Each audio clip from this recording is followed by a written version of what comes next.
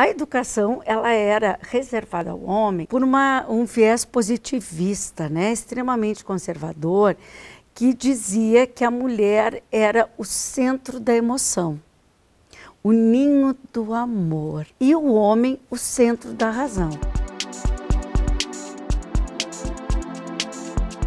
Dentro desse viés, né, existem outras possibilidades interpretativas, mas associando as ideias correntes no Brasil naquele momento, o positivismo vai dizer, não, para educar tinha que ser alguém racional.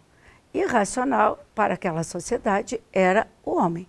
A mulher era o coração, a emoção. Tanto que eles diziam, um dos viajantes que passou pelo Brasil na época, que a mulher já era considerada muito inteligente se ela soubesse ler as orações e escrever a receita de goiabada. Mais do que isso, ela seria um perigo para o lar.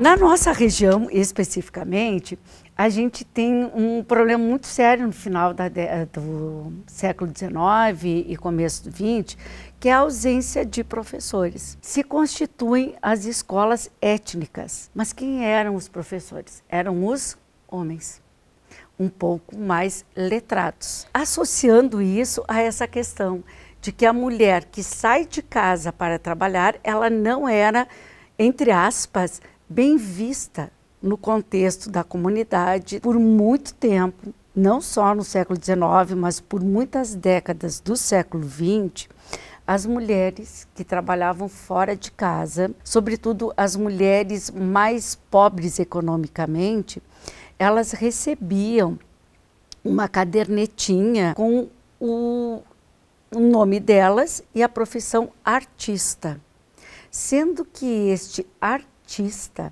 no final do XIX e nas primeiras décadas do século XX, era a profissão das prostitutas. E, portanto, aqui a gente tem um elemento assim, seríssimo. A mulher que, por necessidade ou por desejo, precisava sair da sua casa para trabalhar, para conseguir recursos de sustentar sua família, seus filhos, enfim, ela era assinalada como uma prostituta. E aí a gente para e pensa, poxa, qual era a condição dessas mulheres, né, a nível mundial, sobretudo no Ocidente, que eram taxadas por uma profissão que elas não estavam exercendo, mas elas precisavam sair de casa. Com a criação das primeiras escolas para a formação de professores e com a possibilidade de a professora trabalhar apenas um turno, associado à necessidade de professores no Brasil, o magistério ele passa a aceitar cada vez mais mulheres. Um outro elemento importante, e aí coincidindo com a fundação da universidade, não apenas com os cursos isolados, diz respeito à pílula anticoncepcional, que foi um grande avanço, né? Que vai dar o direito da mulher ter um domínio maior sobre o seu corpo. Então é nessa efervescência, né, de mudanças comportamentais na sociedade, de rupturas muito frágeis ainda, que se constituem os primeiros cursos e depois a Universidade de Caxias do Sul.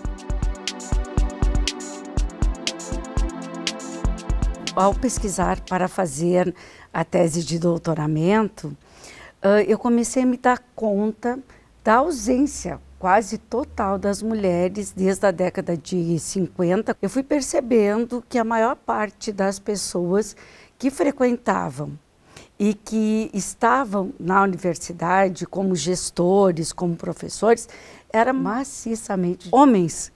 E quando as mulheres apareciam, elas apareciam como paraninfas de uma turma, mesmo sendo alheias à universidade, né? Como foi o caso de uma das formaturas, que é a esposa de um deputado federal, por ter dado apoio à Constituição da universidade, ela foi convidada como paraninfa. Sobretudo no curso de enfermagem.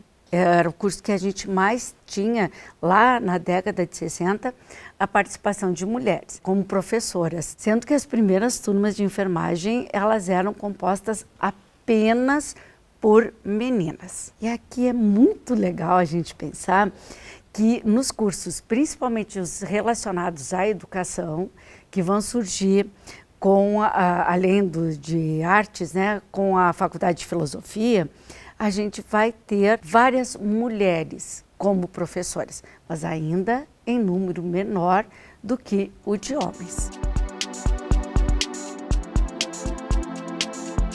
Se nós observarmos o número de estudantes no ensino superior, e especialmente olhando para os números dos estudantes da Universidade de Caxias do Sul, nós observamos um equilíbrio, um conjunto de fatores sociais, especialmente culturais, tem favorecido esse acesso das mulheres ao ensino superior. Entre eles estão as próprias relações de gênero e também os processos de escolarização das mulheres. Então, elas buscam os seus processos de escolarização, de formação profissional, para assumirem uma autonomia. Esse equilíbrio que a gente encontra nos cursos de graduação, com as mulheres um pouquinho abaixo do número dos homens, já não se evidencia na pós-graduação, especialmente na pós-graduação stricto sensu, onde que nós temos uma grande maioria de mulheres buscando uma formação, a iniciação e a legitimação para se tornarem pesquisadoras, né, mas se tornarem professoras habilitadas ao ensino na educação superior. Nós estamos atualmente com um número bastante maior de mulheres, inclusive com formação mais qualificada, né? São mais mulheres com títulos de mestre, são mais mulheres professoras com títulos de doutoras e mais mulheres também com estudos em nível de pós-doutorado na universidade. Eu penso que algumas mulheres, né, que nascidas provavelmente ali em torno da década de 50, ocuparam funções bastante importantes na nossa universidade e desbravaram um caminho para que muitas das suas alunas ou das suas discípulas, né, das leitoras dos seus textos ou das admiradoras das suas trajetórias, se encorajassem para também assumir funções na universidade e assumir a docência universitária.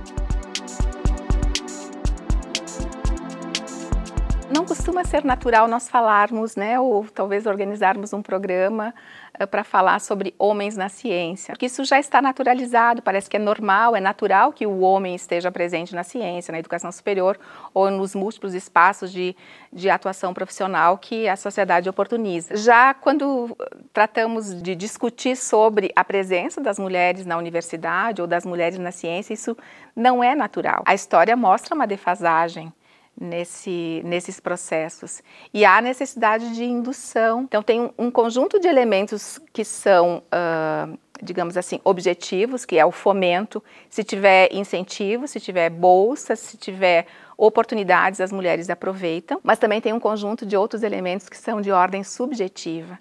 Então, talvez por muito tempo na história da humanidade, a mulher não se sentiu encorajada a desbravar esses caminhos. No congresso que eu participei em Belém, no ano passado, de História da Educação, foi apresentado um trabalho muito interessante sobre a Universidade Estadual do Rio de Janeiro, e aonde uma das questões era para professoras, alunas e funcionários se já haviam se sentido melindradas no ambiente acadêmico. 72% das mulheres da universidade se sentiram melindradas mais de uma vez. Por gestos, por palavras, por piadinhas, por olhares na sala de aula de desprezo. Então, realmente, esse é um espaço que tem que ser discutido, né? É um campo que é necessário estabelecer limites a partir de diálogos.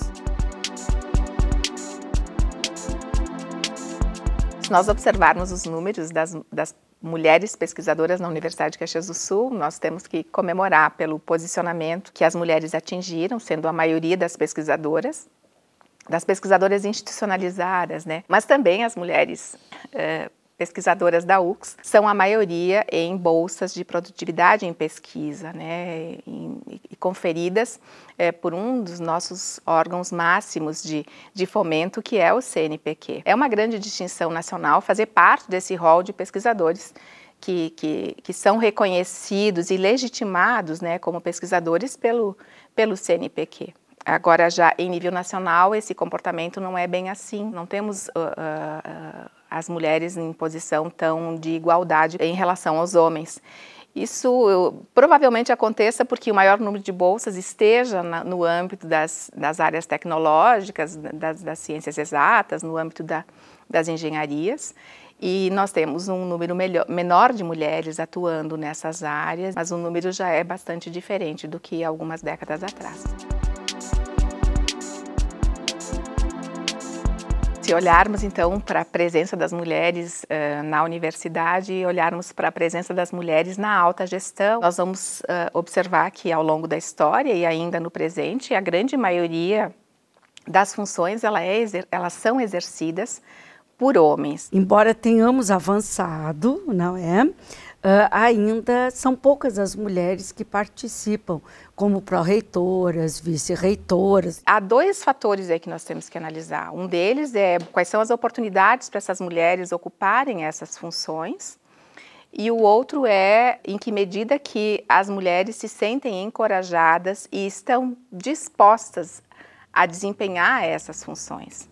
Eu situo isso no âmbito das aprendizagens culturais de gênero. Essas aprendizagens culturais de gênero, elas iniciam no âmbito das relações que as mulheres, que as meninas, que as jovens estabelecem no âmbito da família, no âmbito da escola, no âmbito dos seus processos de socialização. Ainda há um processo de luta, né, por esse equilíbrio, né, nas questões de gênero, mas implica também o quanto que a mulher ultrapassa, né, esse processo de luta e também conquista esse reconhecimento, mas não é algo individual das mulheres, né, é algo que transversaliza toda a sociedade. Então, por isso que nós precisamos falar sobre o assunto, porque não é natural, né? Ele não está naturalizado, ele precisa ser fomentado, precisa ser induzido. Nós acreditamos no nosso potencial, acreditamos que podemos contribuir no âmbito da gestão.